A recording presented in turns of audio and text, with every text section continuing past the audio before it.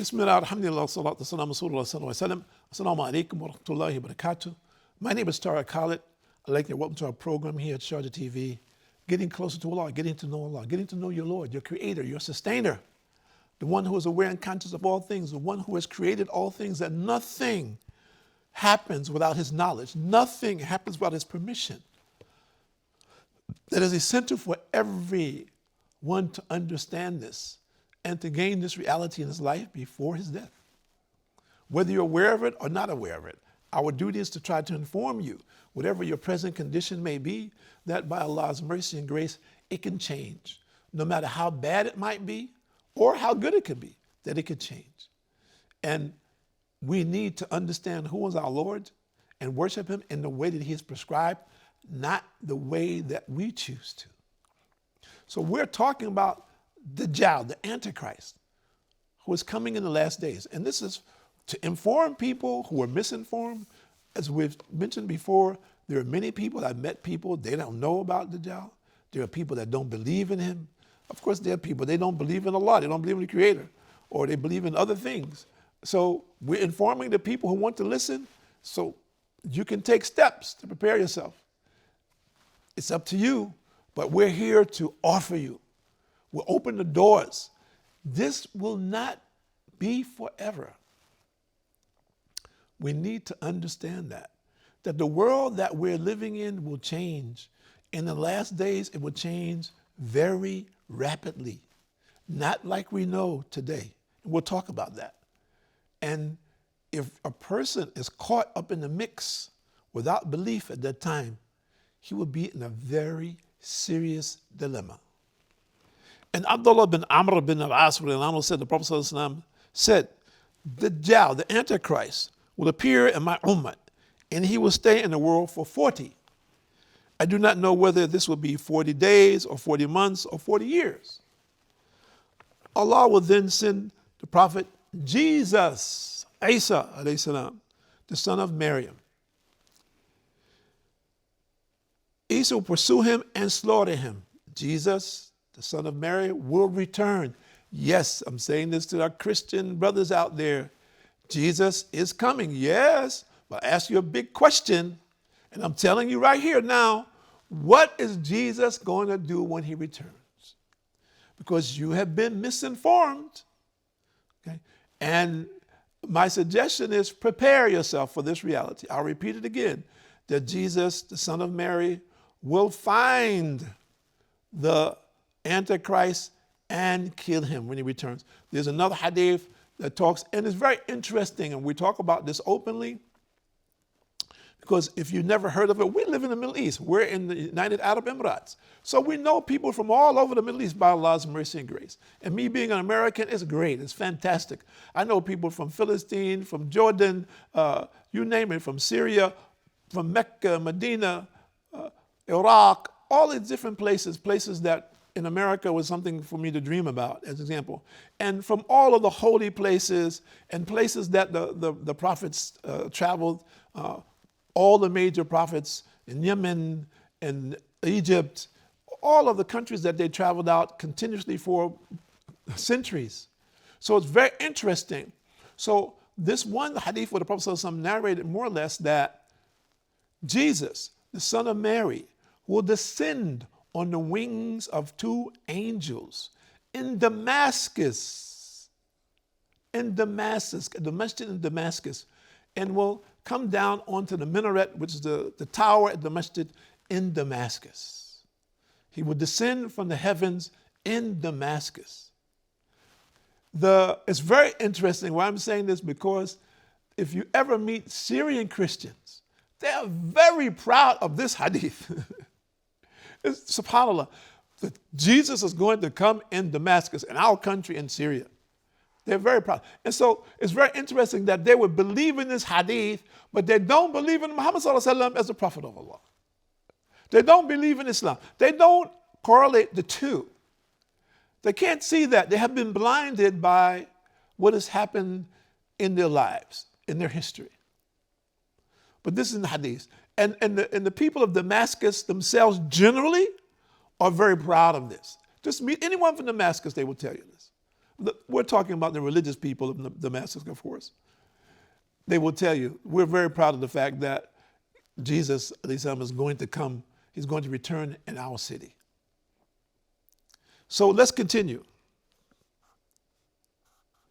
The people will survive for 7 years after the demise of Jesus. 7 years after this. In that state, there will be no rancor between two persons. Okay? Meaning, in that time, for a 7-year period, 7 years is very little. And at that time, the time will be going very rapidly. So 7 years, more or less, there will be a kind of peace which people have never seen before. The description of it more or less says that the wolf will drink from the same place as the sheep. The children will play with snakes, and the snakes will not bite them. To give us an idea of what the environment will be during that time. The peace and harmony. The fruits will be like no one has ever seen before. The sweetness, the size, all of these things like no one else has seen. During that time period, after Jesus descends, kills the Antichrist, this period will be for a very short period. We hear approximately 7 years. It's nothing. Then Allah will send a cool breeze from the side of Sham, meaning from this side where we find Sham is Syria, Jordan, Lebanon, Philistine, this side. None will remain upon the face of the earth having the smallest particle of good or faith in him, but he will die. So what does it mean? It means Allah will send a breeze that will take all of the believers off of the earth. There will be no one left on this earth but disbelievers. That's why we're calling everyone right now to become a believer. If you say you're a believer, admit it now. Do not wait. Tomorrow is not promised. And we do not know when this course of events will happen. It could come very rapidly. Allah could change everything as we see it now and just go into high gear. People say, oh, how can that happen? Oh, so forth and so on. Allah created this. We need to understand this. All that we see, all that we are aware of, and all that we are not aware of, Allah has created this. And all of it has what? An expiration date. This has an expiration date. We need to understand this. Everything in this world has an expiration date, and only Allah knows when that will take place. So it is for us to be aware and conscious today before that day comes. The person with the smallest particle of good faith in him, but he will die. So much as that even if someone amongst you will enter the innermost part of a mountain, this breeze will reach that place also and will cause him to die. So there'll be no hiding place. There will be no hiding place. For a believer, there'll be no hiding place. It will be his time. Only the wicked people will survive, and they will be as fast as birds to commit evil. We think we have evil today. Just as imagine what that would be like. And may Allah protect us from this. And as ferocious towards one another as wild beasts. Imagine this. Maybe these people who are making these zombie movies, maybe they've imagined something like this. I don't know. Okay. Maybe they've taken something and they've, with their imagination, giving some visual idea or concept of what it would be like. But remember something very important, that there would be no believers. They will never appreciate the good nor condemn evil. Then Satan will come to them in the garb of a man and will say, will you not obey me? They will say, what do you order us to do? He will command them to worship idols. They will have an abundance of sustenance and will lead comfortable lives. Do we not see that now? Huh? How many people have you seen openly on YouTube who said, I've signed a pact with the devil for fame and fortune? Today, we have very influential people, people who are very popular and famous, who are openly saying this. So what does that mean? This is an open invitation for people, join this and you will be successful. So what we're seeing now is just the beginning stages. They will have an abundance of sustenance and will lead comfortable lives. Then the trumpet will be blown. Everyone hearing it will turn his neck towards it and will raise it. The first one to hear the trumpet will be a man who will be busy repairing the basin for his camels. He will become unconscious. Allah will send or will cause to send rain, which will be like dew. And there will grow out of it, subhanAllah, like the wild growth, the bodies of the people. Then the second trumpet will be blown, and they will stand up and begin to look around. Then it will be said, O people, go to your Lord. Then there will be a command, make them stand there. After that, they will be called to account. Then it will be said, separate from them the share of the fire. It will be asked, how much? It will be said, 999 out of every 1,000. That will be the day which will make children hoary-headed, men because of its terror, and that will be the day when the day when the shin will be uncovered. It's clicked by Muslim. So if we look at this moving towards the day of judgment, that's the people who will still be on the earth. There will not be any believers. And again, the time will come very rapidly, and those people will be in sheer ignorance. What should we do? What is our recourse? When will that happen? Only Allah knows. The recourse is now. There is recourse. The recourse is now. To take the time out to obey the commandments of Allah subhanahu wa ta'ala now, today. To accept your Lord, to bow down to him now before your demise.